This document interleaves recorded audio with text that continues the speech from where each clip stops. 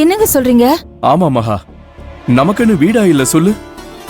எங்க அப்பா அம்மா வாழ்ந்த வீடு இன்னும் சும்மாதான் இருக்கு. அது ஒண்ணும் பெரிய மாளிகைலாம் கிடையாது. சின்ன வீடா இருந்தாலும் யாருக்கும் எந்த தொந்தரவும் இல்லாம நாம அங்க போய் மிச்ச வாழ்க்கைய நிம்மதியா அங்க வாழலாம். என்னங்க பேசுறீங்க நீங்க? ஏங்க, இந்த வீட்ல எனக்கும் சம உரிமை சம பங்கு இருக்கு. இப்படிப்பட்டவங்களுக்காக நான் எங்க விட்டு கொடுத்துட்டு போனோம் சொல்லுங்க? அப்படி சொல்லு மகா. ஏப்பா சண்முகம், உனக்கு என்ன அறிகுறி கெட்டு போச்சா? நீ அந்த செல்விக்காக வீட்டை விட்டு போகணும்னு சொல்ற? இத பாருப்பா, என்ன இருந்தாலும் நமக்குள்ள அப்படி இப்படின்னு சின்ன சின்ன வருத்தங்கள் இருந்தாலும் நாமெல்லாம் ஒண்ணுக்குள்ள ஒண்ணு. ஆனா அந்த செல்வி அப்படி கிடையாது. அவ எங்க இருந்தோ வந்தவ. அவளுக்காக நீ எல்லாத்தையும் விட்டு கொடுத்துட்டு நீ வீட்டை விட்டு போய் கஷ்டப்பட போறியா? ஆமா அண்ணி, இப்ப உங்க 2 பேருக்குள்ள என்னதான் பிரச்சனை? இந்த வீட்ல எல்லார் மாதிரியும் சண்முக அண்ணனும் மட்டு மரியாதையோட இருக்கணும், அவ்வளவுதானே? நீங்க அதை எதிர்பார்க்கறது எந்த விதத்திலயும் தப்பு கிடையாது அண்ணி. ஏன்னா நீங்க தான் உங்க தம்பிங்களை இந்த அளவுக்கு கூடவே இருந்து உங்களை வாழ்க்கையில உயர்த்தி விட்டவங்க. இன்னைக்கு உங்க தம்பிங்க 2 பேரும் பதிலுக்கு உங்களுக்கு செய்ய வேண்டிய நேரம் இது. அதெல்லாம் விட்டு கொடுத்துட்டு இதெல்லாம் வேண்டான்னு போறது ரொம்ப தப்பா அண்ணி. ஏமா, நடக்கிற எல்லாத்தையும் நீயும் பார்த்துட்டு தானே இருக்க. நானும் எத்தனை தடவை தான் ஒவ்வொருத்தர்கிட்டயா போய் நின்று எனக்கு செய்ய வேண்டியதை செய்யுங்க செய்யுங்கன்னு கெஞ்சிட்டு இருக்கிறது சொல்லு. அண்ணி, நான் சொல்றேன்னு ஒண்ணு தப்பா எடுத்துக்காதீங்க. செல்வி ஆரம்பத்துல இருந்தே நம்ம சண்முக அண்ணனை டிரைவரா மட்டும் பார்த்தவன். அதனாலதான் திடீர்னு சண்முகம் அண்ணன் ஒரு கடைக்கு முதலாளி ஆகிறத அவளால ஜீர்ணிக்க முடியல. அதுக்காக தான் இந்த பணத்தை காணுங்கிற நாடகம்லாம்.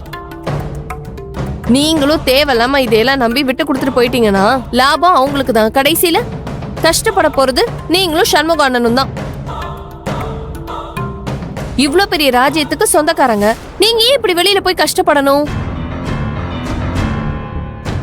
ஆமா மகா, அதான் திருமாப்பிள்ள முடிஞ்ச அளவுக்கு பணத்தை ஏற்பாடு பண்ணி கொடுத்துட்டார்ல, அதே மாதிரி நீ அந்த வேலையை விடாத.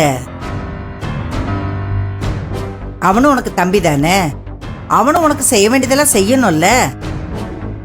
அவனா குடுக்கறானான்னு பாரு, இல்லன்னா அவனை குடுக்க வையே. ஆமா அண்ணி, அதுக்காக தேவையில்லாம இனிமே வீட்டை விட்டு வெளியே போறேன்ல முடிவெடுக்காதீங்க. எங்க போறீங்க? நீங்க பேசிக்கிட்டு இருங்க. அண்ணி, சண்முக அண்ணன் எந்த சூதுவாதும் தெரியாம இப்படி அப்பாவியா இருக்கிறதாலதான் இத்தனை நாளா அந்த செல்வி வீட்டுல இவரை கொத்தடிமையா வச்சிருந்தாங்க. அதே மாதிரியே உங்களையும் ஆக்கிடலாம்னு நினைக்கிறாங்க. அதுக்கு நீங்க என்னைக்குமே இடம் கொடுத்துட கூடாது அண்ணி. அண்ணி, அது மட்டும் இல்ல, எக்காரணத்து கொண்டும் நீங்க இந்த வீட்டை விட்டெல்லாம் போக கூடாது. நாங்க உங்களை போகவும் விட மாட்டோம். ஆமா மகா, நீ இந்த குடும்பத்துக்கு ரொம்ப முக்கியமானவ. திருமாப்பிள்ளையும் சரி நாங்களும் சரி உனக்குன்னு ஒரு மரியாதை வச்சிருக்கோம்ல. நீங்க இருக்கிற வரைக்கும் தாம்மா இந்த குடும்பம் குடும்பமா இருக்கும். நீ இல்லைன்னு வச்சுக்கோ, அப்புறம் இந்த குடும்பம் குப்பைமேடு தான். ஆமா அண்ணி, நீங்க இல்லாத இந்த வீட்ல எங்களுக்கு மட்டும் என்ன வேலை? நீங்க போயிட்டீங்கன்னா நாங்களும் இருக்க மாட்டோம். இந்த குடும்பம் உடையாம ஒன்னா இருக்கணும்னு நீங்க நினைச்சீங்கன்னா அதுக்கு நீங்க கண்டிப்பா இங்க இருந்தே ஆகணும். நீங்க இங்க இருந்தே உங்க காரியத்தை நீங்க சாதிங்க அண்ணி.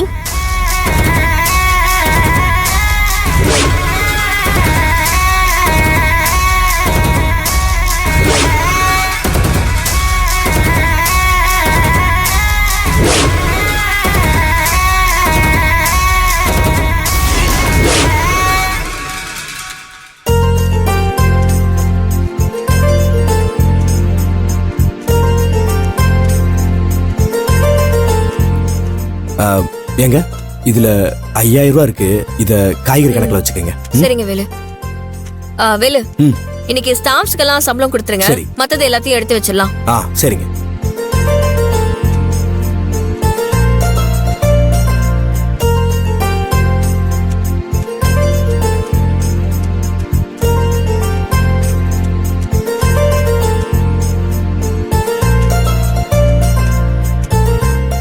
மாப்ள,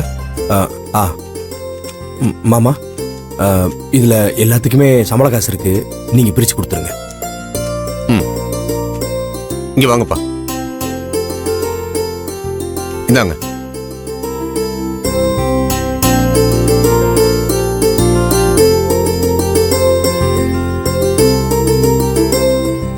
வேலு, சொல்லுங்க செல்வி. இன்னைக்குள்ள செலவு போக மீதி காசு இவ்ளோ இருக்கு. இன்னைக்கு சரிங்க.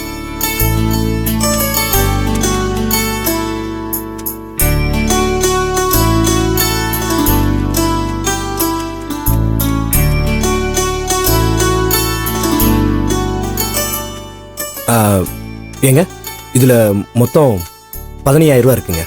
ஆ,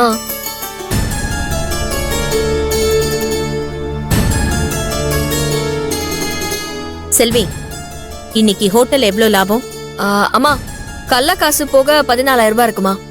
சரி, அப்போ மத்தவங்களுக்கு சம்பள காசு எடுத்து வச்சுட்டு மீதி என்கிட்ட கொடு.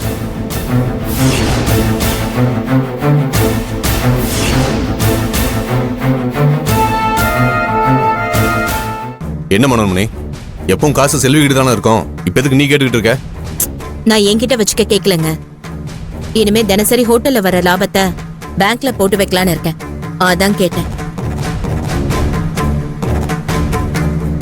செல்வி, உங்க 2 பேரோட சம்பள காசு எடுத்துக்கிட்டு மீதி காசு கொடு, நான் பேங்க்ல போட்டுடுறேன்.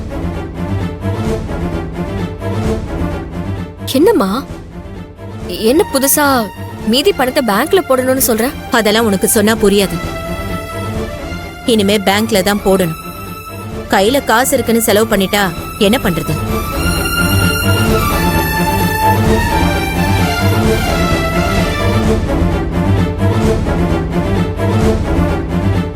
மா, உனக்கு என்னாச்சு? இப்ப இந்த காசெல்லாம் யாரு செலவு பண்ண போறா? இப்ப இந்த பேங்க்ல போட்டு சேஃப்டி பண்ற அளவுக்கு என்ன நடந்துச்சு? இங்க பாருடி, ஏன் எதுக்குன்னா என்ன கேள்வி கேட்டுட்டு இருக்காத. இது வரைக்கும் இருந்தது வேற. நாளைக்கே நமக்கு கஷ்டம்னு வந்தா என்ன பண்றது? அதுக்காக தான் பேங்க்ல போட்டா சேஃப்டின்னு சொல்றேன். நீயும் மாப்பிள்ளையும் அந்த வீட்ல இருக்கிற வரைக்கும் இனிமே இப்படிதான் நடக்கும்.